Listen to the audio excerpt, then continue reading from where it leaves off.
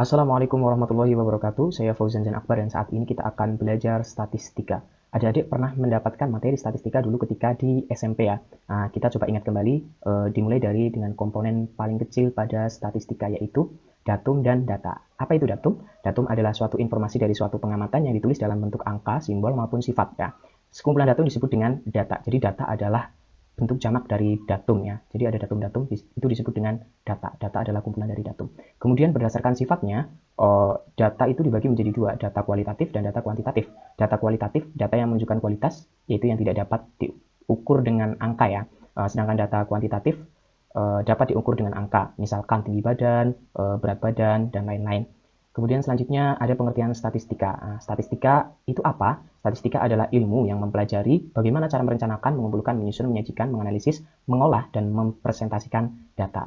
Kemudian apa sih manfaat dari statistika itu? Ada banyak. Salah satunya adalah untuk sensus ya. Kemudian ada untuk pemantauan perekonomian suatu negeri. Bahkan absen adik-adik sekalian di kelas itu termasuk bagian dari statistika. Kemudian ada tokoh-tokoh statistika di sini. Tokoh-tokoh statistika dapat dilihat ya. Kalau misalkan teman-teman kepo, boleh searching di Google ya.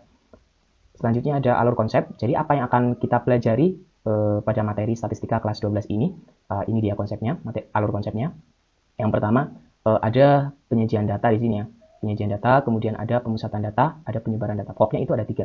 Kemudian, apa yang kita akan pelajari hari ini? Ya, kita melajari tentang penyajian data, masuk dalam tabel frekuensi terlebih dahulu ya. Satu dulu. Selanjutnya, untuk penyajian data, dulu adik-adik ketika di SMP pernah belajar tentang penyajian data. Ada banyak yang salah. Satunya yang pertama ada dengan tabel. Penyajian data dengan tabel, ya ini sudah cukup umum ya. Contohnya seperti ini, disajikan data kelas 7, nilai dari kelas 7, nilai matematika kelas 7. Berikut kemudian disajikan dengan data. Nah, di sini ada frekuensi, ada nilai ya, kemudian ada jumlah keseluruhan. Untuk frekuensi ini menunjukkan ada berapa banyak nilai yang di dalam data tersebut. Misalkan ini ya, 65 memiliki frekuensi 1. Artinya dalam data ini terdapat satu anak yang memiliki nilai 65. Terus nilai 70 memiliki frekuensi 3. Dalam data ini, anak yang memiliki nilai 70 ada 3 anak ya. Kemudian bentuk selanjutnya ada dengan diagram batang. Diagram batang penyajiannya menggunakan batang yang melajur ke arah horizontal dan vertikal ya. Untuk yang ini ke arah vertikal ya. Kita contohkan dari data yang tadi kita ubah ke bentuk diagram batang, bentuknya akan menjadi seperti ini ya. Untuk yang melajur ke atas vertikal ini frekuensinya, kemudian yang menuju ke samping ketutupan, ya ini nilainya. Untuk 65 frekuensinya 1, 70 frekuensinya 3. Penyajiannya seperti itu.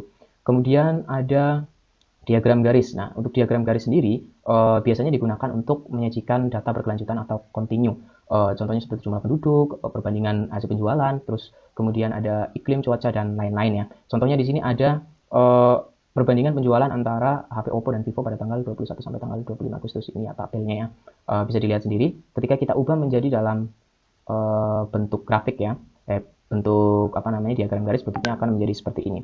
Nah, dilihat lajur dari penjualan HP Vivo yang berwarna orange dan penjualan dari HP Oppo yang berwarna kuning.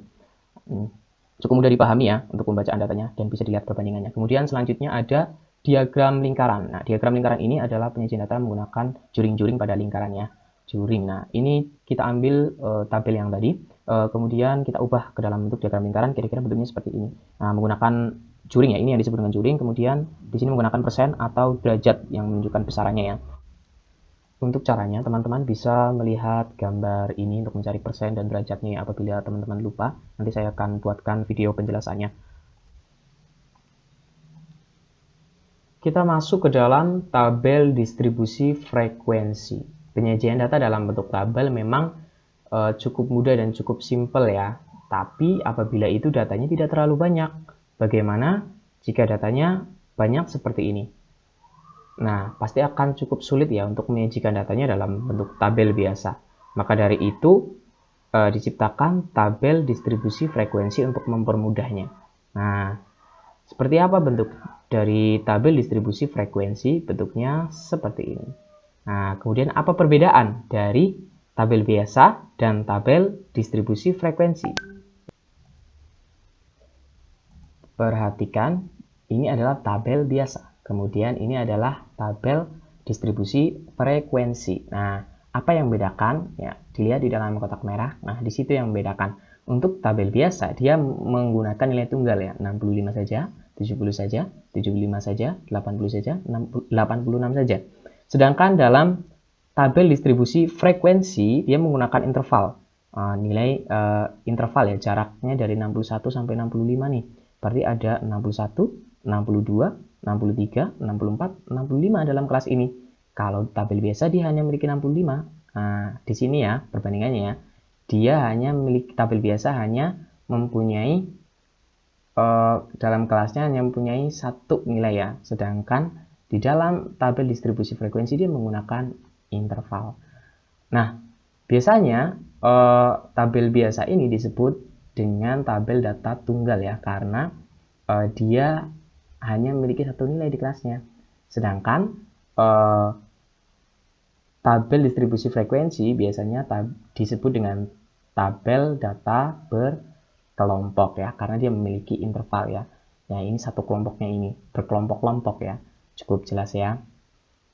Ya, selanjutnya langkah-langkah membuat tabel distribusi frekuensi. Yang pertama adalah menentukan jumlah data ya. Jadi jumlah datanya itu ada berapa. Kemudian mengurutkan data dari yang terkecil hingga terbesar. Ini bermaksud untuk mempermudah ya. Tidak harus dari yang terkecil sampai yang terbesar, dari yang terbesar sampai yang terkecil juga boleh. Yang mana saja yang semudahnya adik-adik ya. Kemudian ini ada tentukan nilai terkecil. Di sini dilambangkan dengan X1 dan nilai terbesarnya dilambangkan dengan Xn. Ketika ada menentukan jangkauan atau range data, data terbesar dikurangi data terkecil ya, atau Xn dikurangi X1. Dan ada menentukan banyaknya kelas ya. Banyaknya kelas ditentukan di sini kita menggunakan rumus Sturges. K sama dengan 1 ditambah 3,3 log n, dengan n jumlah data ya. Kemudian yang terakhir ada menentukan panjang interval. Dengan rumusnya itu jangkauan data dikurangi dengan kelas, banyaknya kelas ya. Nah, untuk lebih jelasnya lagi kita langsung masuk ke dalam contoh. Nah, contohnya seperti ini, disajikan data ya, ulangan tengah semester kelas 8 ya, berikut datanya. Wah, banyak ya. Yang pertama tadi kita kita buat tabelnya ya. Langkah yang pertama adalah kita menentukan jumlah data. Tentukan jumlah data. Ini datanya kita hitung, ada 1, 2, 3, 4, 5, 6, 7, 1, 2, 3, 4, 5, 6, 7, 8, 9, 10, ada 70 data ya.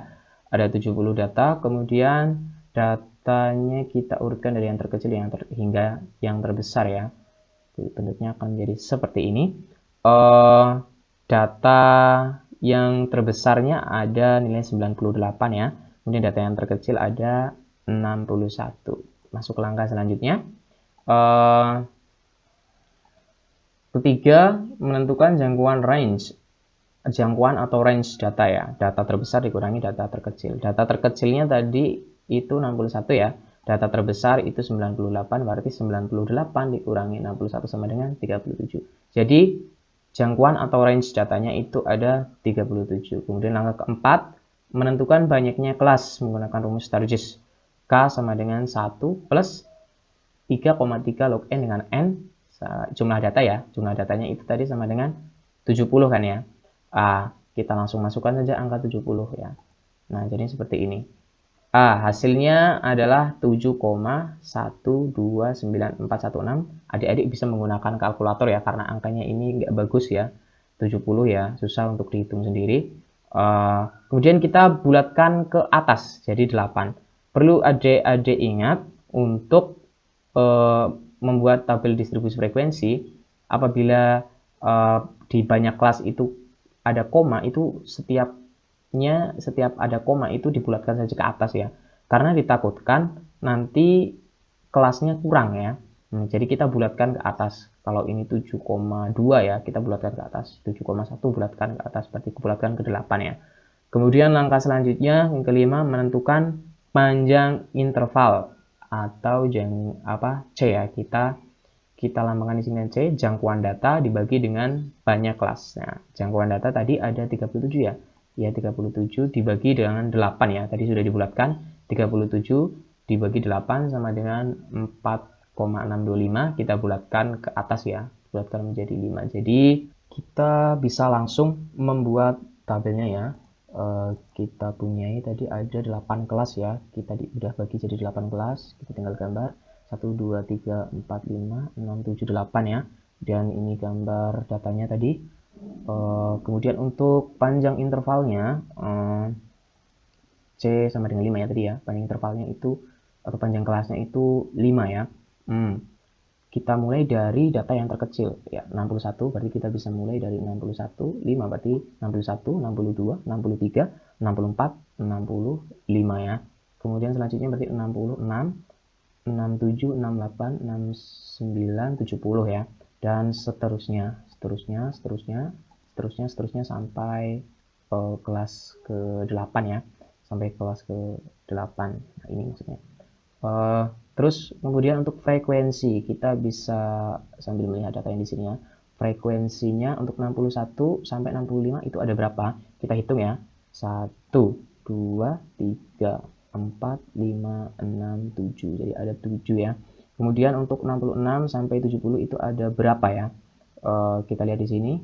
1, 2, 3, 4, 5, 6, 7, 8, 9, 10, ada 10. Kemudian untuk 71 sampai 75, 1, 2, 3, 4, 5, 6, 7, 8, 9, ada 9 ya. Kemudian untuk 76 sampai 80, 1, 2, 3, 4, 5, 6, 7, 8, 9, 10, 11, 12, 13, 14, ada 14. Untuk 81 sampai 85, 1, 2, 3, 4, 5, 6, 7, ada 7. Kemudian untuk 86 sampai 90, 1, 2, 3, 4, 5, ada 5 ya. Kemudian untuk 91 sampai 95, 1, 2, 3, 4, 5, 6, 7, 8, 9, 10, ada 10 ya. Kemudian yang terakhir untuk 96 sampai 100, 1, 2, 3, 4, 5, 6, 7, 8 ya, ada 8. Nah, ini untuk mencari frekuensi ini itu seperti itu ya, cukup mudah ya. Kemudian ketika frekuensi masing-masing kelas dijumlahkan, hasilnya adalah N ya. Jadi hasilnya itu kalau ini dijumlahkan, hasilnya akan sama dengan N ya, 70. Oke, seperti itu. Tabelnya sudah jadi, cukup mudah ya. Apabila teman-teman masih ada yang dibingungkan dalam membuat tabel distribusi frekuensi, boleh disampaikan atau ditanyakan di dalam grup. Terima kasih. Wassalamualaikum warahmatullahi wabarakatuh.